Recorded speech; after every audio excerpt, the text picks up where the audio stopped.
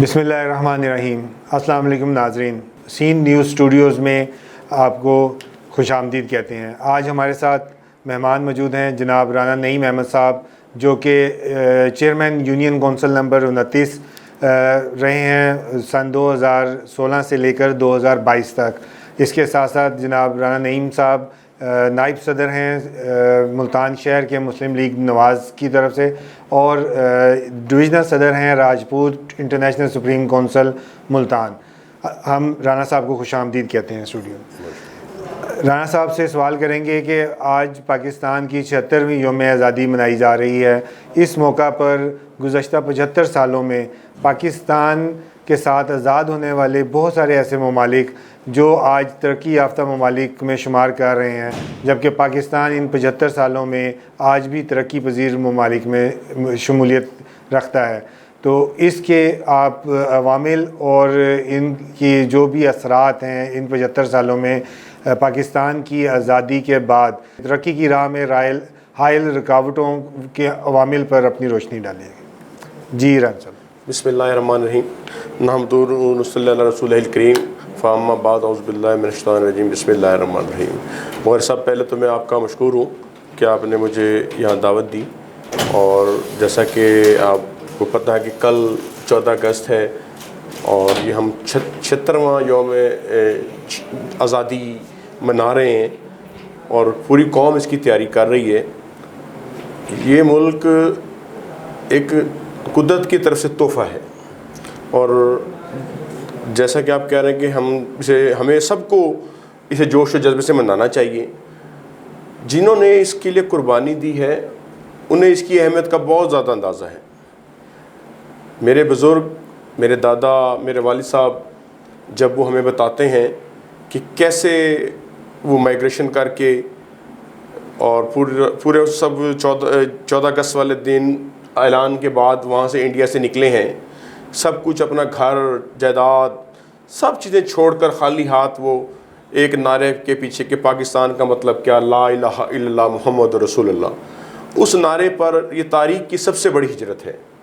اور جیسا کہ میرے والد صاحب مجھے بتاتے ہیں کہ میرے دادا اس وقت دہلی گئے ہوئے تھے کہ ان کا کاروبار تھا یہ بھینسوں کا، اور کہ جو مویشی لے کر جایا کرتے تھے اور دہلی سیل کیا کرتے تھے۔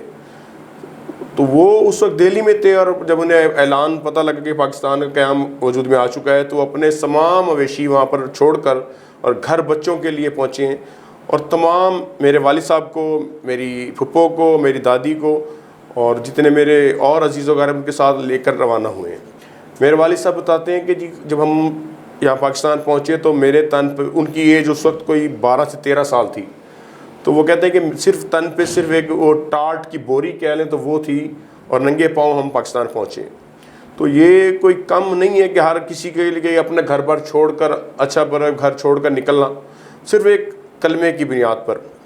تو آج ہم دیکھتے ہیں کہ اس ملک میں ہم آزادی سے گھوم رہے ہیں، پھر رہے ہیں، اپنا عبادت کر رہے ہیں، اور یہاں پر تمام قومیں آزاد ہیں، تمام جو فرقے ہیں وہ آزاد ہیں، اپنی مذہبی آزادی انہیں حاصل ہے۔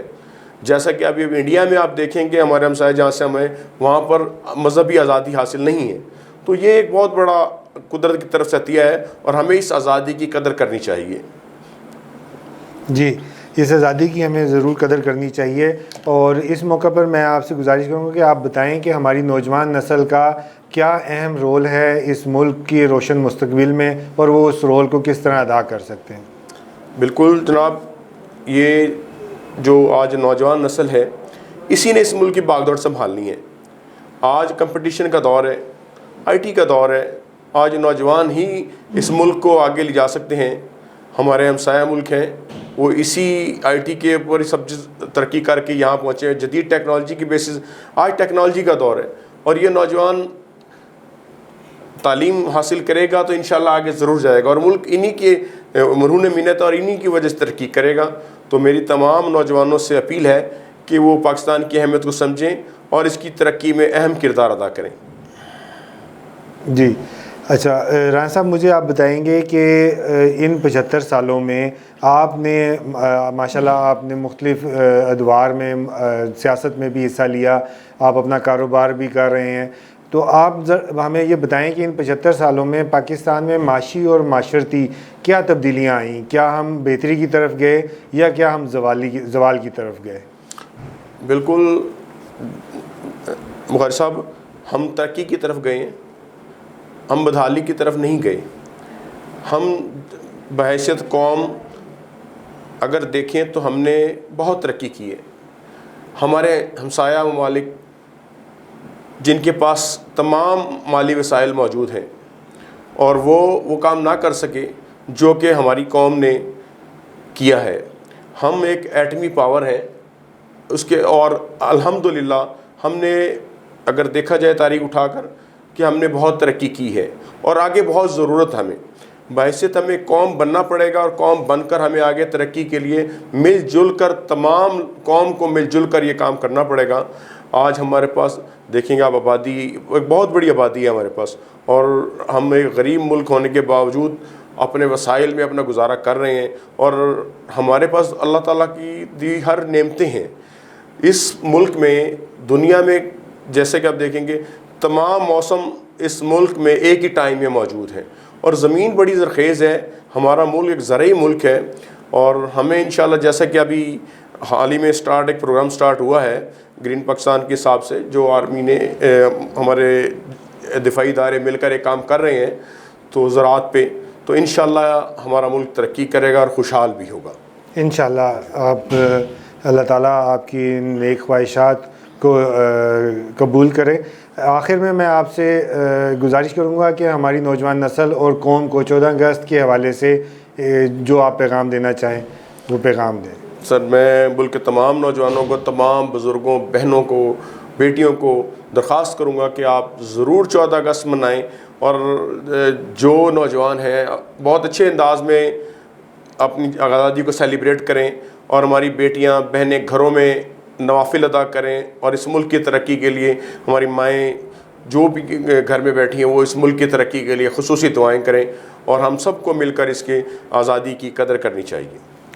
جی ناظرین، آپ نے سنا کہ جیسے رانا صاحب نے فرمایا کہ ہماری مائیں، بہنیں اور بزرگ اپنے گھروں میں نوافل ادا کریں، اس یوم آزادی کی خوشی میں اللہ کا شکر ادا کریں، اور نوجوان نسل کو بھی یہی تلقین کی، نہ کہ آپ لوگ نوجوان نسل یوم آزادی کو منانے کا طریقہ جو ہے وہ سڑکوں پہ ون ویلنگ کی صورت میں کریں، یا وہاں پر ہلہ گلہ کریں، یا آپ دوسروں کے لیے تکلیف کا باعث بنیں۔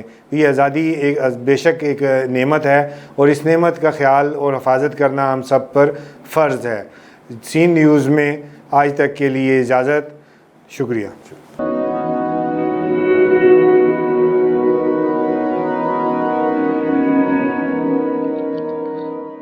رزق اللہ کے ہاتھ میں ہے، اور کبھی کبھی رزاق رزق کی تقسیم کا اعزاز ان لوگوں کو بھی عطا فرما دیتا ہے کہ جو حالات کی کڑی دھوپ میں شجرے سایہ دار ہوتے ہیں۔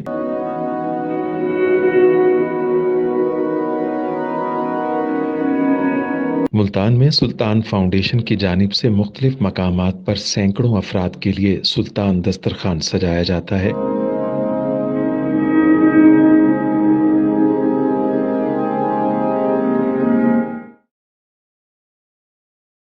ہر انسان سلطان دسترخوان کا مہمان بنتا ہے۔